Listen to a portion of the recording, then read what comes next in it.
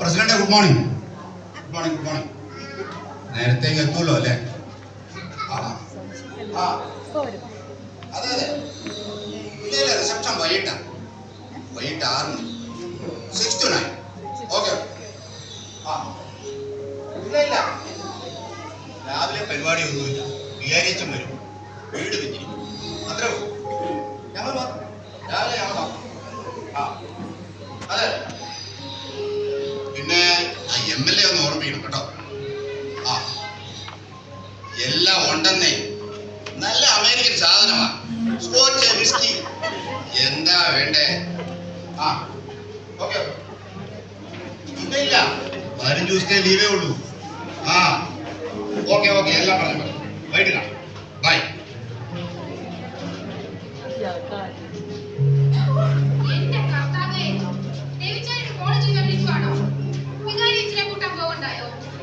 അതാ സാബു സാർ കുട്ടികളോട് വരാന്നാ പറഞ്ഞേ.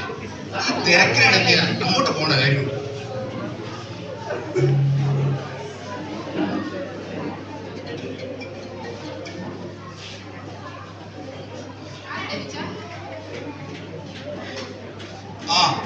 നമ്മുടെ കാറ്ററിംഗുകാരൻ ബാബു, പഴയമുള്ള ബാബു സാർ. ഹലോ ബാബു, കൃത്യം 5 മണിക്ക് തന്നെ പരിപാടി. 1000 പേരുടെ പരിപാടിയാ. ഒരു കുറവും ഉണ്ടാകാൻ പാടില്ല. ഗംഭീരമായിരിക്കണം. പൈസ ഇച്ചിരി അധികാരം കുഴപ്പമൊന്നുമില്ല. Okay by.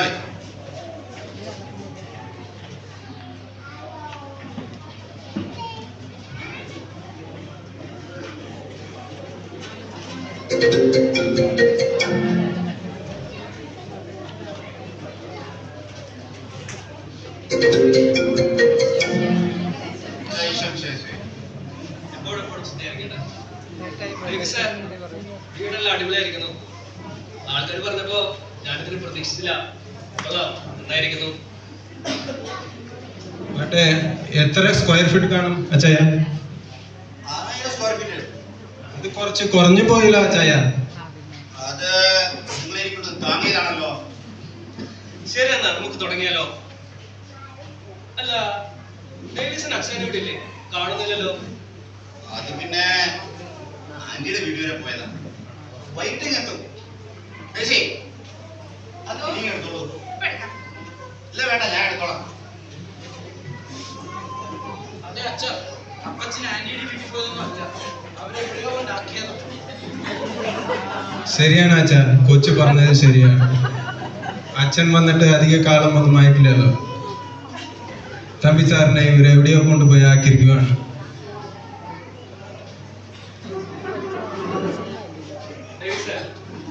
ഞാനൊരു കാര്യം പറഞ്ഞ ഡേവിസിന് ബുദ്ധിമുട്ടാവും.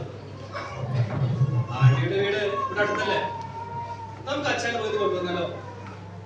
അച്ഛൻ വൈകിട്ടല്ലേ? എനിക്കിത് പോയിട്ട് വലിയ തിരക്കൊന്നുമില്ലാന്നേ. പോയിട്ടൊക്കെ അവിടെ വരാം. ഡേവിസ് സമയം പറഞ്ഞാൽ മതി. അച്ഛാ, അത് പിന്നെ ഈ ലോകത്ത് ഏറ്റവും കൂടുതൽ സ്വപ്നം കാണുന്ന ആരെന്നറിയോ? അമ്മയുടെ തരത്തിൽ ഒരു കുഞ്ഞ് ജനിക്കുന്നതിന് മുമ്പേ ആ കുഞ്ഞിനെ കുറിച്ച് സ്വപ്നം കാണുന്നവരാ മാതാപിതാക്കൾ. അവരുടെ സ്വപ്നത്തിന് മരണം വരെ ദൈർഘ്യമുണ്ട്. മക്കളുടെ ജീവിതത്തിൽ ഒരു നന്മയുണ്ടായി കാണാൻ ഏറ്റവും കൂടുതൽ ആഗ്രഹിക്കുന്നതും പ്രാർത്ഥിക്കുന്നതും മാതാപിതാക്കളാണ്. ബുദ്ധിമുട്ടില്ലെങ്കിൽ ഇച്ചാക്ക് പോയി കൊണ്ടുപോവാ. ആഘോഷമൊക്കെ കഴിഞ്ഞാൽ വേണം തിരിച്ചു പോക്കോട്ടെ. ഒരു കാര്യം ചെയ്യും, ഞാനിപ്പോ പോയിട്ട് ഒരു 2 മണിക്ക് വരാം. എന്നിട്ട് തിരിച്ച പോലെ കുഴപ്പമൊന്നുമില്ലല്ലോ. ശരി, പോയിട്ട് വരാം.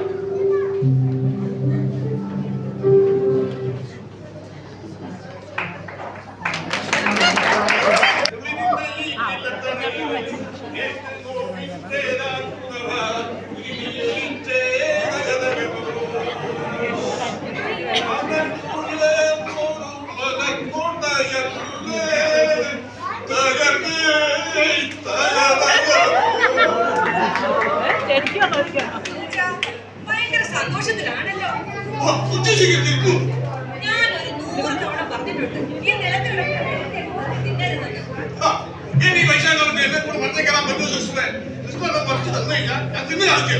അയ്യോ, മരത്തെ കയറാനോ? എന്നെ കൊണ്ട് പറ്റത്തില്ല. മരത്തിലൊക്കെ കേറിയിട്ടുണ്ട് പണ്ട് കുഞ്ഞായിരുന്നു. ഇപ്പൊ പറ്റത്തില്ല.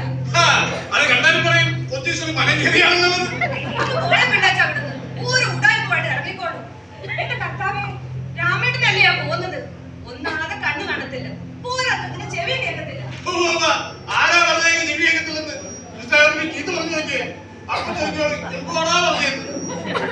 ചീത്ത വിളിക്കാനോ? ഞാനോ? എനിക്ക് ചീത്തയൊന്നും അറിയാൻ മേല.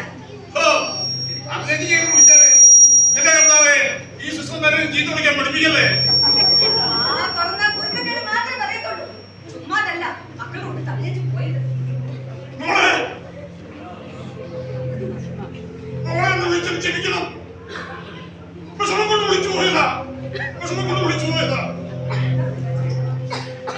വിളിക്കുന്നത് കേട്ടാൽ എനിക്ക് എന്ത് ഇഷ്ടമാണെന്ന് അറിയാമോ?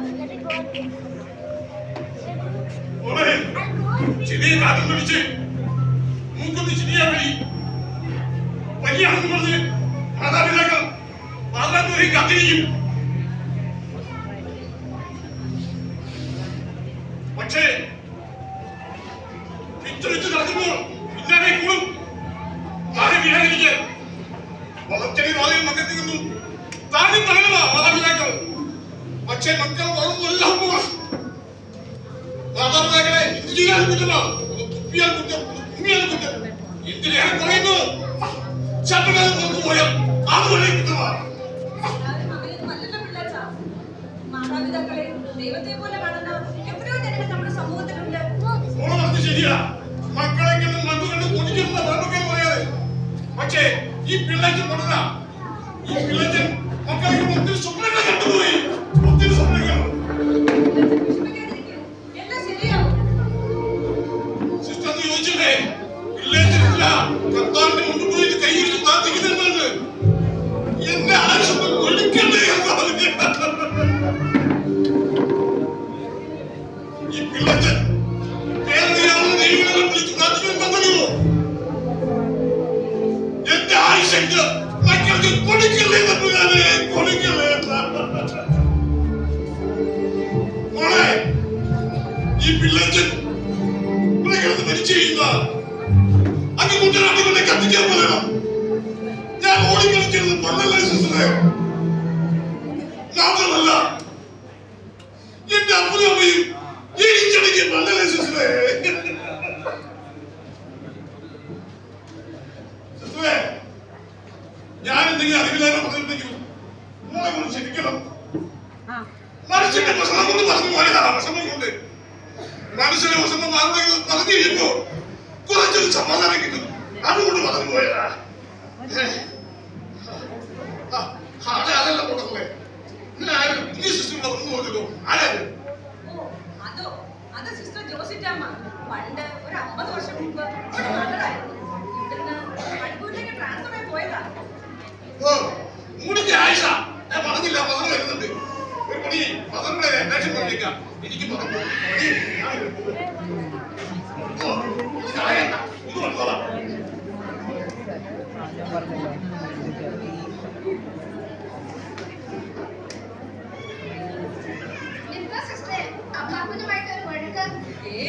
വഴക്കൊന്നുമല്ല അമ്മേ, ഞങ്ങൾ ഭയങ്കര കൂട്ടാ. എപ്പോഴും ഇങ്ങനെ ഓരോന്ന് വളവളാന്ന് പറഞ്ഞുകൊണ്ടിരിക്കും. പാവം, എന്ത് ചെയ്യാനും. 5-6 മക്കളുണ്ടായിരുന്നു. പക്ഷേ ഇപ്പൊ ഒരു നേരത്തെ ഒരു ആഹാരം കൊടുക്കാനും ഒന്നും മിണ്ടാനും നമ്മളല്ലാണ്ട് ആരുമില്ല. നമ്മുടെ സിസ്റ്ററെ, ഇത് കർത്താവിന്റെ പദ്ധതിയാണ്. നമുക്ക് വേണ്ടി, നമ്മളെ സ്നേഹിക്കാൻ വേണ്ടിയല്ലേ അവരെയൊക്കെ ഇങ്ങോട്ട് അയച്ചിരിക്കുന്നത്. ആരോ വരുന്നുണ്ടല്ലോ. ഓ, ഫാമിലിയാ.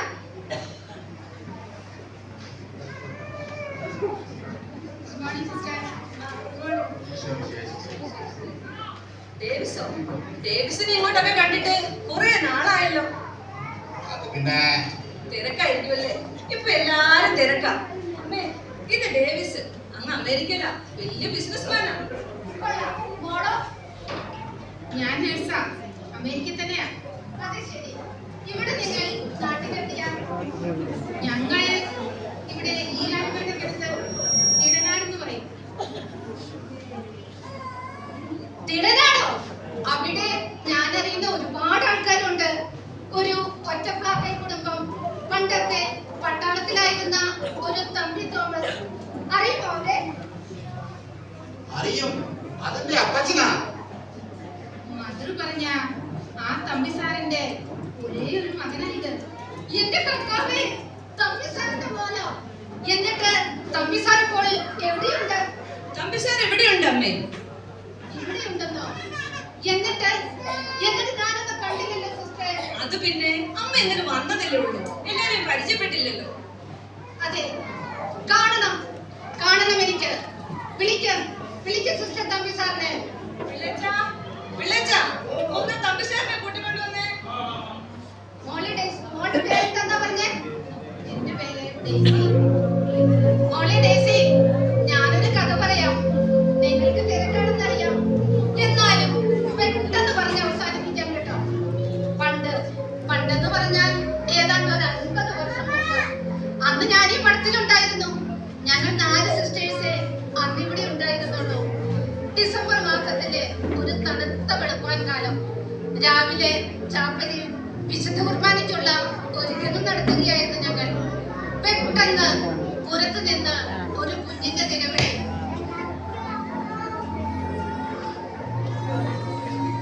ഓടിച്ചെന്ന് ഞങ്ങൾ കണ്ടത് വെള്ളക്കച്ചയിൽ പൊതിഞ്ഞ് കൈകാലുകൾ ഉയർത്തി കഴിയുന്ന ഒരു പിഞ്ചു കുഞ്ഞിനെയാണ്.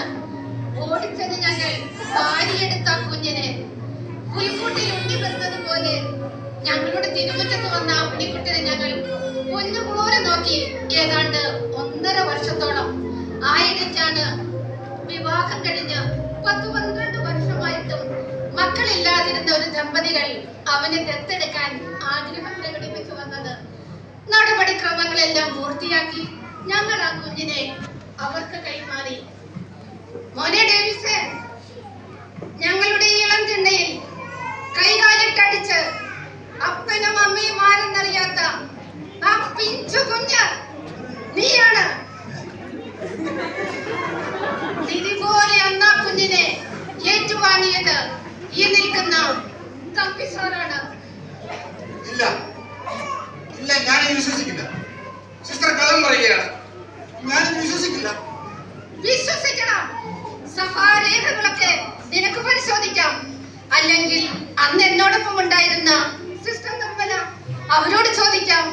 അതുമല്ലെങ്കിൽ അന്ന് ഞങ്ങളുടെ വികാരിയച്ഛനായിരുന്ന ഓലിക്കലച്ഛൻ, അച്ഛൻ ഇപ്പോഴും ഉണ്ട്, അദ്ദേഹത്തോട് ചോദിക്കാം.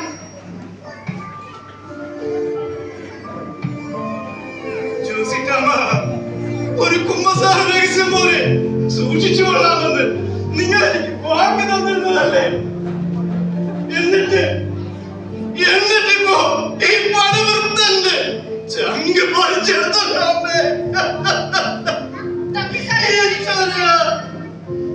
ഒരായുസ് മുഴുവൻ മക്കൾക്ക് വേണ്ടി ജീവിച്ച് ഉള്ള സമ്പാദ്യമെല്ലാം ഉറപ്പ് ശേഖരിക്കുന്നത് പോലെ കരുതി വെച്ച് ആ മക്കൾക്ക് നൽകിയിട്ട് അവരുടെ സ്നേഹം വേണ്ട ഒരു പരിഗണന പോലും ലഭിക്കാതെ പോകുന്ന മാതാപിതാക്കളുടെ സങ്കടം കണ്ടു പറഞ്ഞു പോയതാണ്. ഇത്രയുമെങ്കിലും പറഞ്ഞില്ലെങ്കിൽ ഞാൻ ധരിച്ചിരിക്കുന്ന ഈ ശിരോവസ്ത്രത്തിന് അർത്ഥമില്ലാതാകും.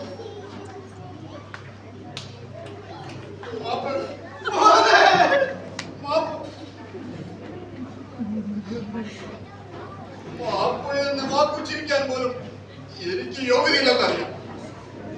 അതുകൊണ്ട് എന്റെ പാപഭാരങ്ങളെല്ലാം ഞാൻ ഈശ്വരനോട് സമർപ്പിക്കുകയാണ്. ഈ ജന്മത്തിൽ ഈശ്വരൻ എനിക്ക് മാപ്പ് നൽകില്ലെന്നറിയാം. പക്ഷേ അടുത്ത ജന്മത്തിൽ ഈശ്വരൻ എനിക്ക് മനുഷ്യജന്മം നൽകിയാൽ ഞാൻ ഈശ്വരനുമായിട്ട് ഉടമ്പടി ഉണ്ടാക്കും. ഈ അപ്പച്ചന്റെ മോനായി ജനിപ്പിക്കാൻ,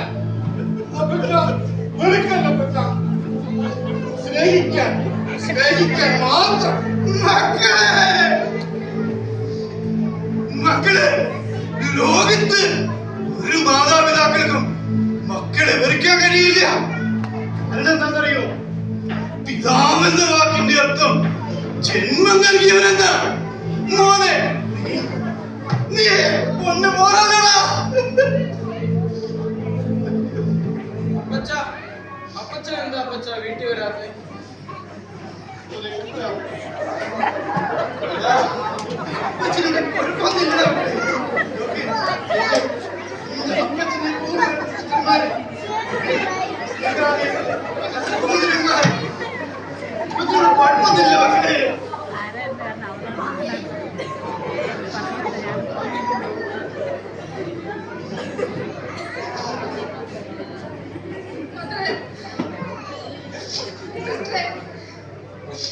ഞങ്ങളുടെ അപ്പച്ചനെ ഞങ്ങൾ കൊണ്ടുപോകുക.